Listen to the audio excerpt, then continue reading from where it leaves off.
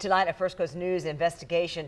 A Jacksonville woman beaten to death inside the Duval County jail. But records show she should not have been there in the first place. A judge had ordered Jema Schunke to be taken to a state mental health hospital a month before she died last year. Investigative reporter Riley Phillips has been looking into why this woman was never moved from the jail.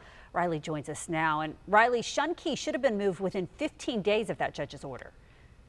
Yes, state law requires an inmate to be moved to a state facility within 15 days of a judge deeming them incompetent to stand trial. Jema Schunke had been waiting more than 30 days, and now those closest to her want answers.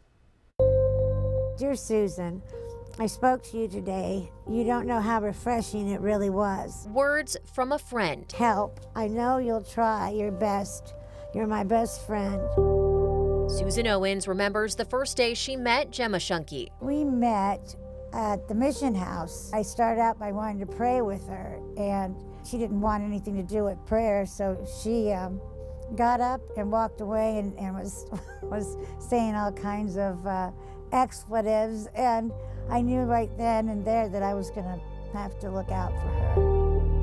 It would blossom into a nearly 9-year friendship, Owens often thinking of Gemma as a sister. So you knew that she struggled with her mental health? Yes, because she was on Medicaid, and so she had insurance. She could go to the doctor. Owens says Gemma felt her best when she was taking the proper medication, but that didn't always happen. Gemma had been arrested a handful of times over the last 10 years. Most of the crimes were misdemeanors. And I always felt good knowing she was warm and clean. Most of the time she was in the lockdown unit where she was in a cell by herself and only out for a period of time. And I never had to worry about, I didn't think anyway, I never had to worry about anything happening to her. Gemma was arrested one final time in April of 2025. She was charged with 3 misdemeanors. While in jail, she was also charged with battery in a detention center. A judge found her incompetent to stand trial and ordered her to be sent to a state mental health facility on July 18th. Gemma died a little over a month later on August 22nd.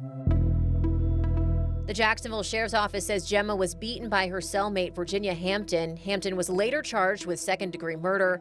Her arrest report states the coroner ruled Gemma's death a homicide because of blunt force injuries, but Gemma should not have been in jail at that time. Florida law requires inmates who are deemed incompetent to stand trial to be sent to a state mental health facility within 15 days of the judge's order.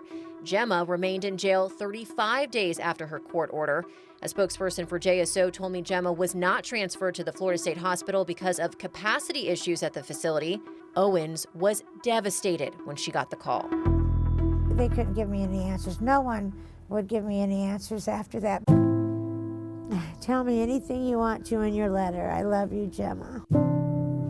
Holding on to the letters Gemma once wrote her, Owens hopes her death will shine a light on a growing problem.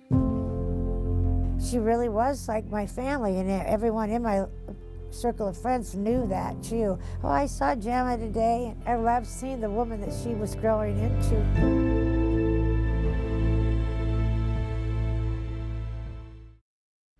According to JSO, right now there are 43 inmates currently in the Duval County Jail waiting to be transferred to a state facility, and public records requests from other sheriff's offices show hundreds are waiting in jails all across Florida.